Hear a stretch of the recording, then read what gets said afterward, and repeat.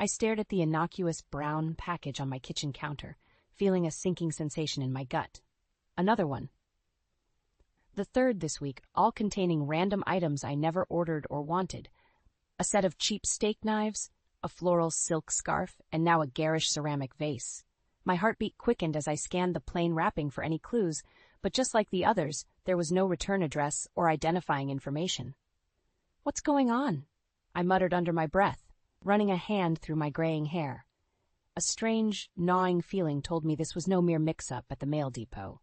The sound of the doorbell jolted me from my thoughts. I peered through the peephole to see the familiar face of my niece, Cora, smiling back at me. A wave of relief washed over me as I ushered her inside. "Aunt Sage, you look spooked," Cora remarked, her brow furrowed with concern. "What's wrong?" Without hesitation, I recounted the bizarre series of mystery packages, laying out the contents on the kitchen island.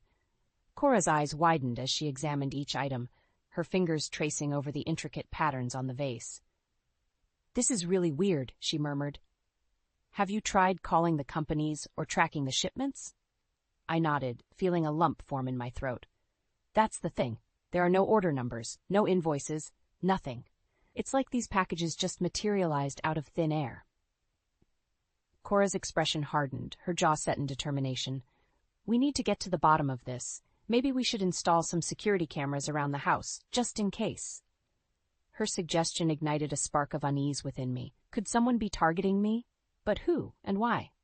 Flashes of old family tensions flickered through my mind, but I quickly brushed them aside. Surely it couldn't be related to those ancient grudges. "You're right," I finally agreed, steeling my resolve. "Let's get those cameras set up. If someone is behind this, we'll catch them red-handed." As we worked together to mount the cameras, a sense of unease lingered. But deep down, I knew I had to unravel this mystery, no matter where it led. After all, I was Sage Allen, retired teacher, community leader, and no stranger to facing challenges head-on. Whatever storm was brewing, I would weather it with the same resilience that had carried me through life's ups and downs. Over the next few days, Cora and I meticulously installed the security cameras, positioning them to cover every potential entry point around my modest home. The uneasy knot in my stomach refused to dissipate, and Cora's presence provided little comfort as we pored over the footage, searching for any suspicious activity. That's when we saw him, a figure lurking in the shadows, his face partially obscured by the darkness. But there was no mistaking that familiar gait, the slight hunch of his shoulders that I'd recognize anywhere. "Frederick," I breathed, my fingers tightening around the computer mouse as if it were a lifeline. Cora's eyes widened. "You mean your cousin? The one who's been in and out of trouble ever since we were kids?" I nodded grimly, memories of Frederick's past misdeeds flooding back. Petty theft, fraud, even a stint in jail. He'd always been a black sheep in our family, constantly seeking shortcuts and exploiting loopholes for his own gain. But why now? I wondered aloud. What could he possibly want from me after all these years? Cora's brow furrowed as she zoomed in on the grainy footage, studying Frederick's furtive movements. "Well, whatever it is, it can't be good. We need to be careful, Aunt Sage." A shiver ran down my spine at the stern tone in her voice. Cora had always been level-headed, but there was a newfound severity in her demeanor that unsettled me. Over the next few days, the packages kept arriving, each more bizarre and unsettling than the last. A set of expensive crystal wine glasses, a designer handbag still wrapped in plastic, even a sleek laptop that must have cost a small fortune. With each delivery, my unease grew, and I found myself jumping at every creak and shadow. It was during one of our nightly stakeouts that Cora made a startling discovery. "Look at this," she said, her fingers flying across the keyboard as she pulled up a news article from a neighboring town. There have been reports of similar incidents, people receiving random high-value packages they never ordered. My heart sank as I scanned the article, recognizing the all-too-familiar pattern. "You don't think?" Cora's expression was grim. "Frederick's name is all over this. It looks like he's been running some sort of twisted scam, sending people valuable goods, and then trying to extort money from them." Rage bubbled within me, hot and visceral. How dare he drag our family name through the mud once again with his selfish, criminal antics? But beneath the anger, a sliver of fear took root. If Frederick was truly behind this, what lengths would he go to in his pursuit of ill-gotten gains? "We need to stop him," I declared, my voice trembling with resolve. "Whatever it takes, we can't let him get away with this." Cora nodded, her eyes gleaming with determination. "Don't worry, Aunt Sage. We'll bring that scumbag down, even if we have to catch him in the act ourselves." As we began plotting our next move, a sense of grim purpose settled over us. Frederick had crossed a line, and he would soon learn that messing with Sage Allen was a grave mistake, one he wouldn't soon forget. In the days that followed, Cora's online digging unveiled a troubling pattern. Frederick's name cropped up time and again, linked to similar schemes across multiple states. Packages filled with random, high-value items would arrive at unsuspecting victims' doorsteps, only for Frederick to surface later, demanding payment under the guise of settling bogus debts. The sheer audacity of his con left me reeling. How could he stoop so low? I muttered, pinching the bridge of my nose as the evidence mounted on Cora's laptop screen. I knew he was troubled, but this is a whole new level of depravity. Cora's expression hardened, her jaw set in a tight line. Clearly, he's spiraling out of control. We need to put a stop to this before someone really gets hurt. Her words struck a chord deep within me, dredging up memories I'd long tried to bury. Frederick's descent into petty crime and shady dealings had been a source of constant tension within our family, driving an irreparable wedge between his parents and the rest of us. I could still hear the echoes of heated arguments, accusations hurled back and forth like daggers. "He's just a kid, Sage. Boys will be boys," my aunt would plead, her eyes desperate for understanding. But my mother's gaze would remain steely, unwavering. "That kid is a menace. Mark my words, he'll bring nothing but trouble to this family." At the time, I had dismissed their words as mere hyperbole, the overblown ramblings of adults caught up in their own drama. But now, faced with the undeniable evidence of Frederick's misdeeds, I couldn't help but wonder if those long-buried enmities had finally taken root, blossoming into something far more sinister. "Why now, Frederick?" I found myself whispering, my fingers tracing the faded pages of an old family photo album. "What do you want from me after all these years?" Beside me, Cora's fingers flew across the keyboard, her brow furrowed in concentration. "I think I might have found our answer," she murmured, her voice laced with a mixture of disgust and triumph. On the screen, a news article flashed, a mugshot of Frederick, his expression defiant even as the headline blared details of his latest arrest. Fraud, embezzlement, racketeering. The charges were staggering, painting a portrait of a man drowning in a sea of debt and desperation. "He's broke," Cora surmised, her eyes meeting mine with grim understanding. "And you know what they say about people with nothing left to lose." A chill ran down my spine as the pieces fell into place. Frederick's sudden resurgence in our lives, the escalating packages, the brazen attempts at extortion, it all led back to one inescapable conclusion. He was targeting me, his own flesh and blood, in a last-ditch effort to claw his way out of the pit he'd dug for himself. As the realization washed over me, a wave of steely resolve rose within my chest. This was no longer just about packages or petty scams. This was a battle for the soul of our family, a reckoning long overdue. And Frederick was about to learn that karma had finally come calling, with a vengeance. The packages kept coming, each one more extravagant and valuable than the last.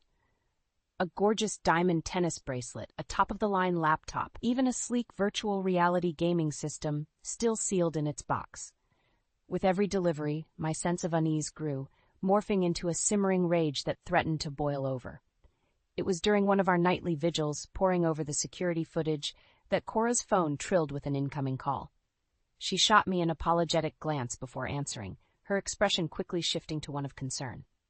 "Theo, what's going on?" she asked, her brow furrowing as the voice on the other end crackled through the speaker. Theo was an old family friend, a veteran cop who had always looked out for us. If he was calling at this hour, it couldn't be good news. Slow down," Cora urged, waving me over to listen in. "You're saying you found something on Frederick?"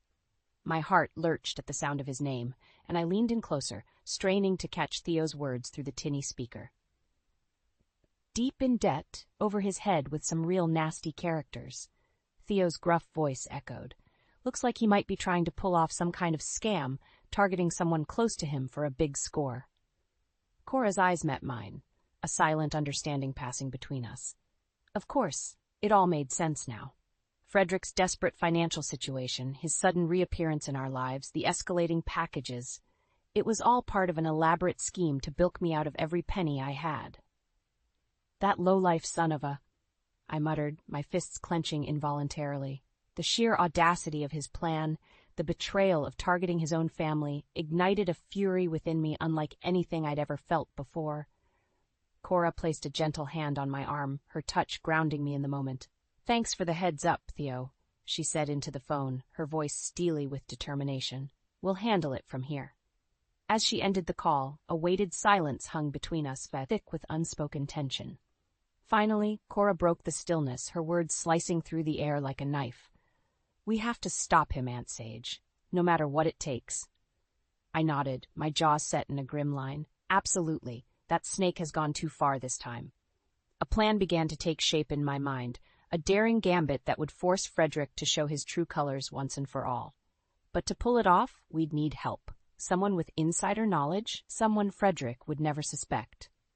"Call your cousin Blake," I instructed Cora, my voice leaving no room for argument. It's time we brought the rest of the family into this.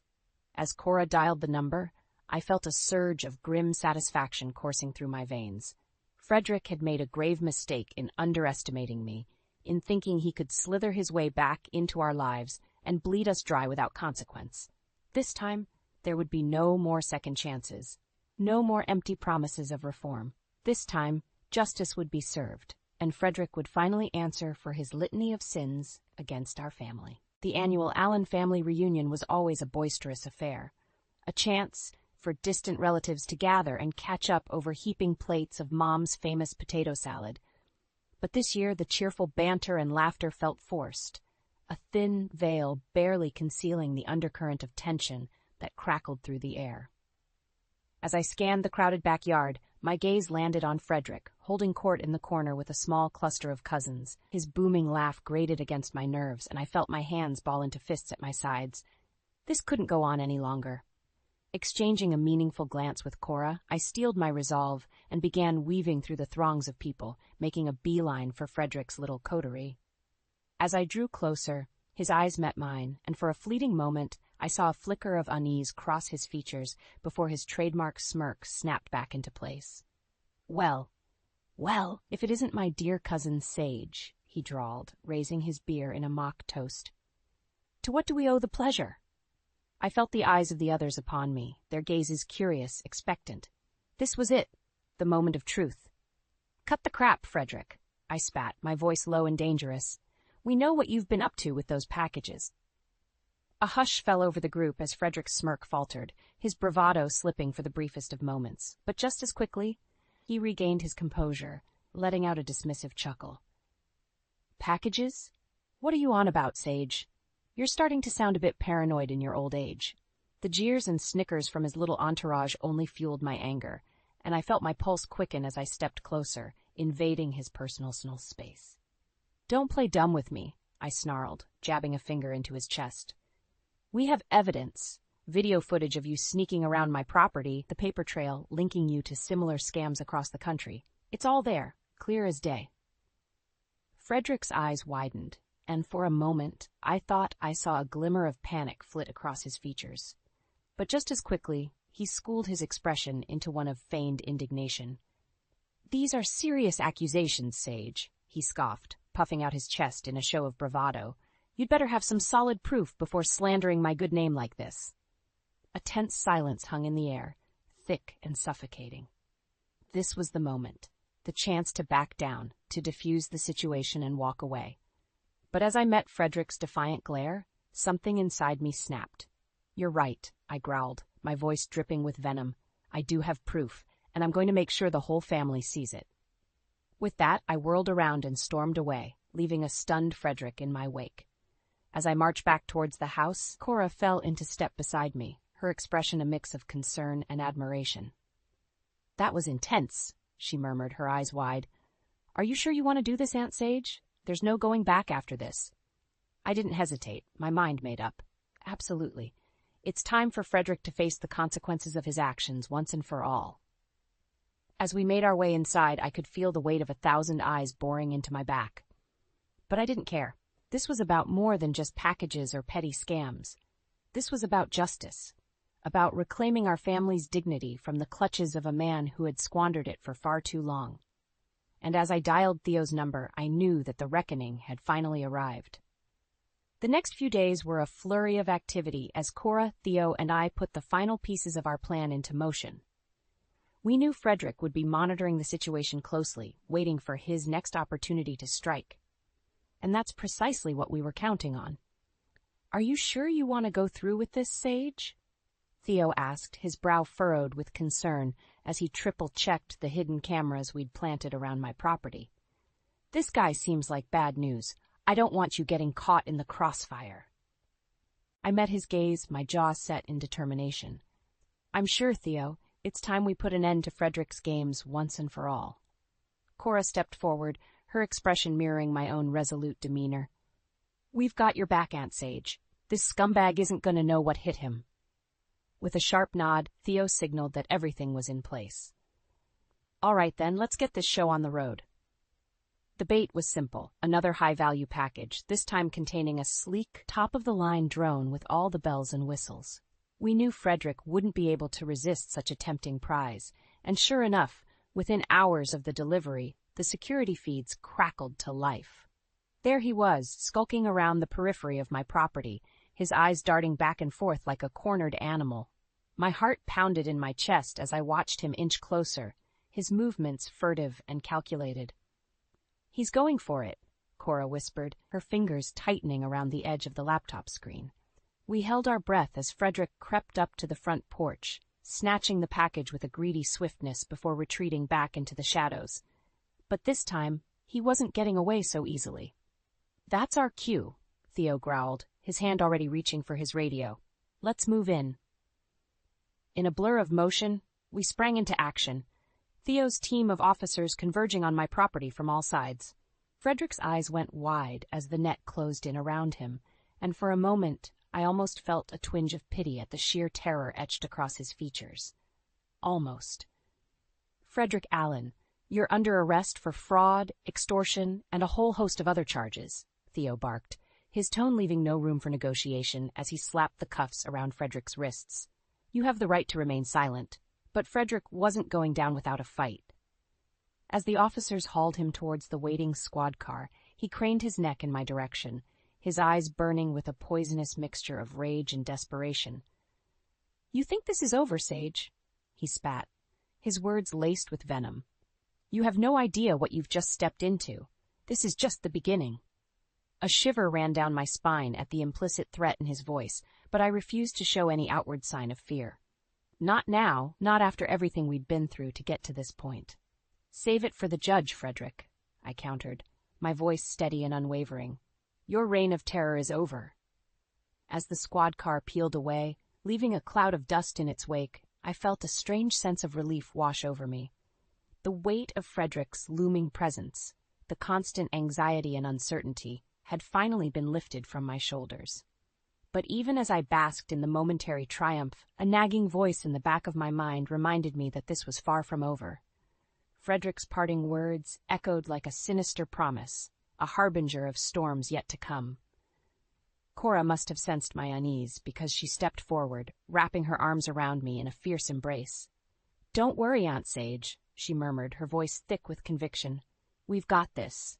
Whatever comes next, we'll face it together."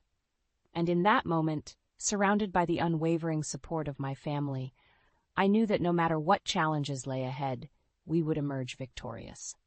Because when it came to defending our loved ones, there was no force on earth that could stand in our way.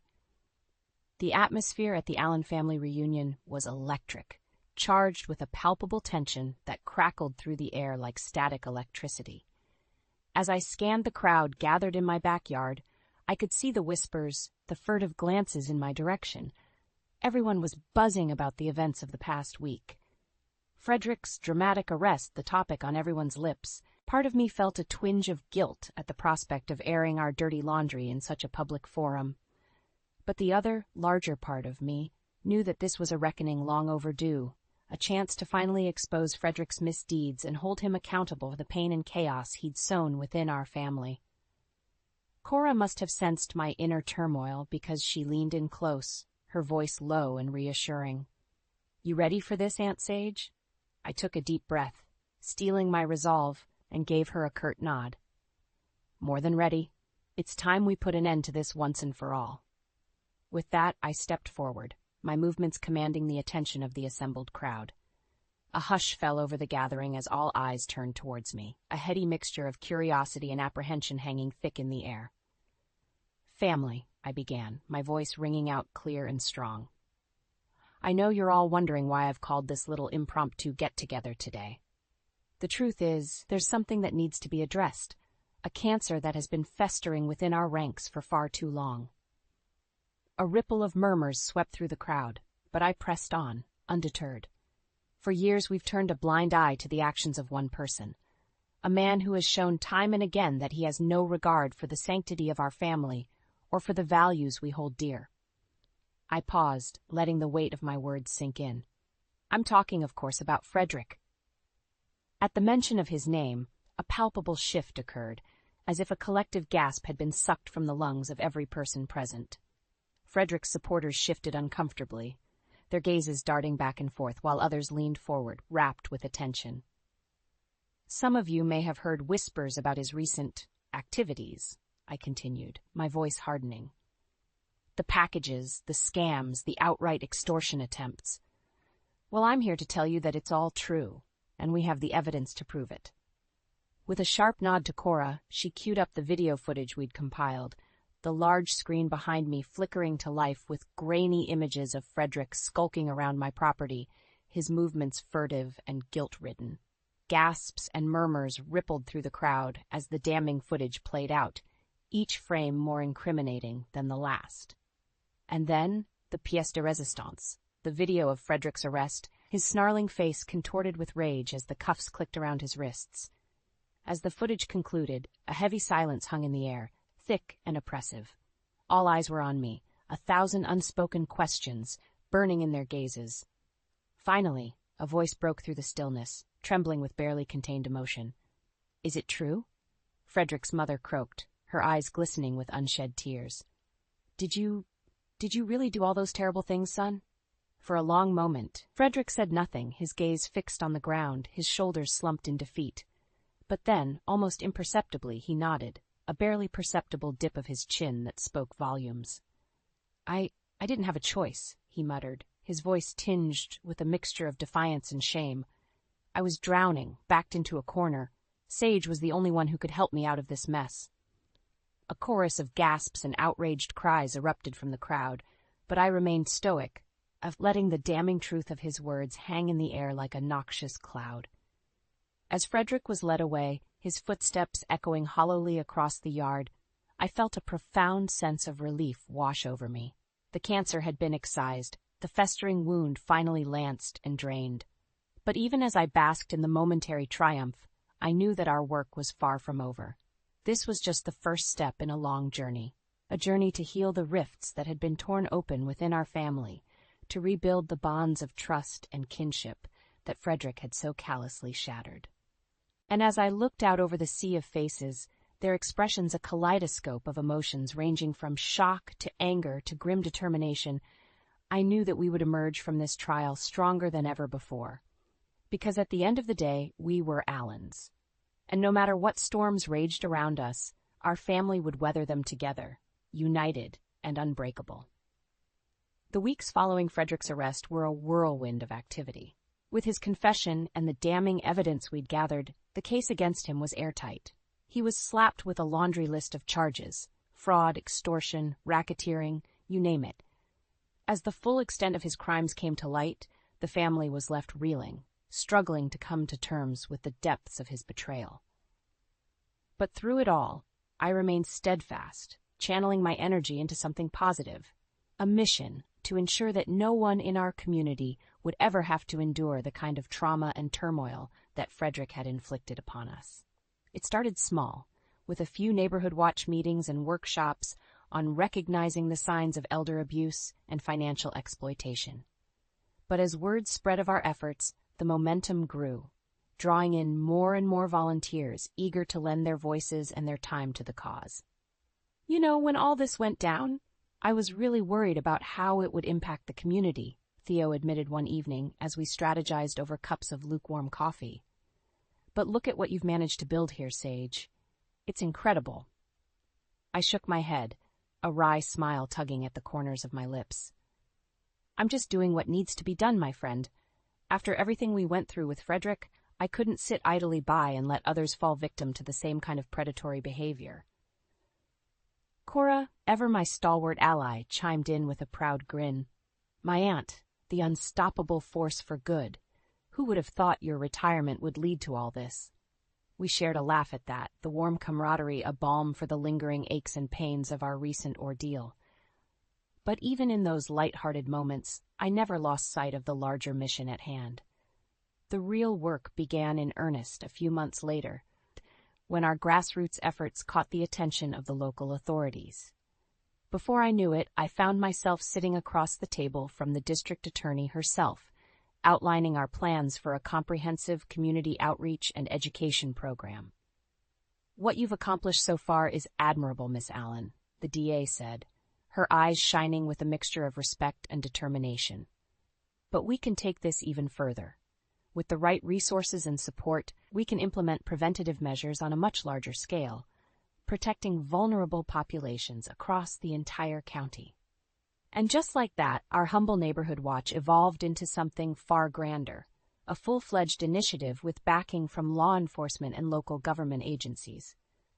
Suddenly we had access to funding, publicity campaigns, and a platform to reach thousands upon thousands of residents. The days blurred together in a flurry of town hall meetings, educational seminars, and one-on-one consultations. I found myself crisscrossing the county, sharing our story and imparting the hard-won lessons we'd learned from our confrontation with Frederick's depravity. And through it all, I could feel the tides shifting, a groundswell of awareness and empowerment rippling through our communities. Elderly residents, who had once been easy targets for scammers and con artists, were now armed with the knowledge and resources to protect themselves. Families were having open and honest conversations about financial security and safeguarding their assets. It was during one of our packed community forums that the true impact of our efforts really hit home. As I scanned the sea of faces before me, I saw a tapestry of humanity. Young and old, from every walk of life, united in a common cause, and in that moment, I knew that we had achieved something truly special. This was no longer just about bringing Frederick to justice or settling old scores. This was about creating a lasting legacy, a bulwark against the kind of predatory behavior that had nearly torn our family apart. And as the thunderous applause washed over me, I felt a profound sense of pride and purpose swell within my chest, because in the end, that's what truly mattered. Not the trials and tribulations we'd endured, but the way we had risen above them, emerging stronger, wiser, and more resilient than ever before. We were no longer victims, but warriors, armed with the knowledge and the determination to protect what mattered most, our loved ones, our community, our very way of life. And as I looked out over that crowd, I knew that our work was far from over.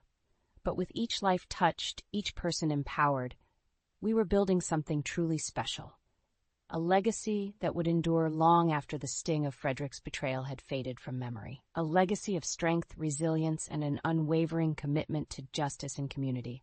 A legacy worthy of the Allen name.